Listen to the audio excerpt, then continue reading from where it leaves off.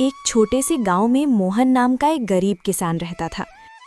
वो दिन रात खेतों में मेहनत करता, लेकिन फिर भी मुश्किल से अपने घर का खर्च चला पाता था। सुबह होते ही वो हल लेकर खेत में लग जाता, पसीने और चिंता के साथ अपनी जिंदगी को जैसे तैसे आगे बढ़ाता रहता। मोहन की पत्नी सरला एक सीधी साधी और समझदार महिला थी, जो हर हाल में घर संभालती थी। उसकी 2 बेटियां थीं। बड़ी बेटी गीता, जो समझदार और अच्छे स्वभाव की थी, और छोटी बेटी नीलम, जो चंचल और चालाक थी, लेकिन अपनी बड़ी बहन से बहुत ईर्ष्या करती थी। दोपहर का समय था। रसोई में सरला चूल्हे के पास बैठी खाना बना रही थी। गीता उसके पास आकर चुपचाप सब्जी काटने लगी। गीता बेटा, तुम हर काम इतनी लगन से करती हो, सच में तुमसे घर संभल जाता है। माँ, ये तो मेरा फर्ज है, आप इतनी मेहनत करती हैं तो मैं कैसे पीछे रह सकती हूँ। तुम्हारी यही बात मुझे सबसे अच्छी लगती है, शांत स्वभाव और समझदारी। इतना कहते कहते अचानक सरला को ध्यान आता है। अरे, नीलम कहाँ है? सुबह से दिखी ही नहीं। नीलम, ओ नीलम!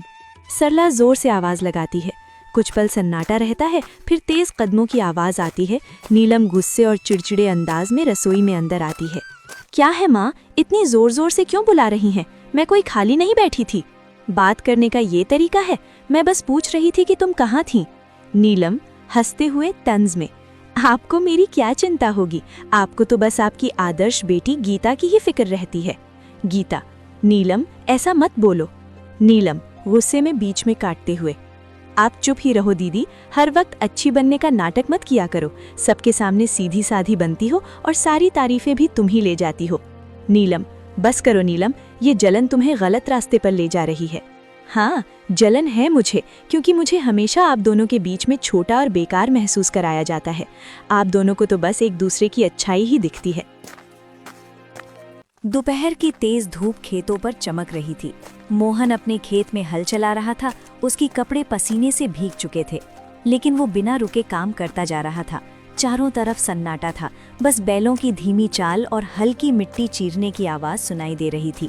थोड़ी देर बाद मोहन रुका, अपने माथे का पसीना पोंछा और आसमान की ओर देखने लगा। हे भगवान, इस बार तो दया कर देना। हर साल की तरह इस बार भी अगर फसल खराब हो गई ना, तो घर चलाना मुश्किल हो जाएगा। बच्चों की जिम्मेदारी है, घर का खर्च है, कब तक यूं ही जैसे तैसे चलता रहेगा। वो गहरी सांस लेकर फिर आसमान की ओर देखता है। बस भगवान, इस बार कोई मुसीबत मत आने देना। बारिश समय पर हो जाए, फसल अच्छी हो जाए, ताकि मेरे बच्चों को थोड़ा अच्छा जीवन दे सकूं। इतना कहकर वो फिर से काम करने लगता है। तभी दूर से कोई आवाज लगाता है। अरे मोहन! मोहन मुड़कर देखता है। उसका दोस्त रामलाल उसकी तरफ आ रहा होता है। क्या बात है भाई, आज तो बड़े सोच में डूबे हुए लग रहे हो। क्या बताऊं रामलाल, किसान की जिंदगी ही ऐसी है। मेहनत तो पूरी करते हैं, लेकिन सब कुछ ऊपर वाले के हाथ में होता है। बिल्कुल सही कहा तुमने। इस बार तो मौसम भी कुछ ठीक नहीं लग रहा, कभी ज्यादा धूप, कभी अचानक बादल। हाँ, बस यही डर लगा रहता है। अगर समय पर बारिश नहीं हुई तो सारी मेहनत बेकार चली जाएगी। लेकिन मेहनत करने वालों का साथ भगवान जरूर देता है। देखना, इस बार सब अच्छा होगा। थोड़ा माहौल हल्का होता है, फिर रामलाल मुस्कुराते हुए पूछता है। अच्छा छोड़ो ये सब, बताओ घर पे सब कैसे हैं? भाभी जी और तुम्हारी दोनों बेटियां कैसी हैं? सब ठीक हैं। सरला तो हमेशा की तरह घर संभाल रही है, और मेरी बड़ी बेटी गीता, वो तो बहुत समझदार हो गई है। घर के हर काम में हाथ बटाती है, कभी शिकायत नहीं करती। अरे वाह, ये तो बहुत अच्छी बात है। आजकल ऐसी लड़कियां कहाँ मिलती हैं।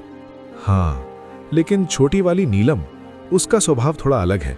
चंचल है और कभी कभी गुस्सा भी जल्दी आ जाता है। समझाने की कोशिश करता हूं, लेकिन उम्र भी तो ऐसी है। कोई बात नहीं मोहन, धीरे धीरे सब समझ आ जाता है। बच्चे हैं, समय के साथ सीख जाते हैं। बस यही उम्मीद है कि दोनों बेटियां सही रास्ते पर चलें और खुश रहें। बाकी भगवान की मर्जी।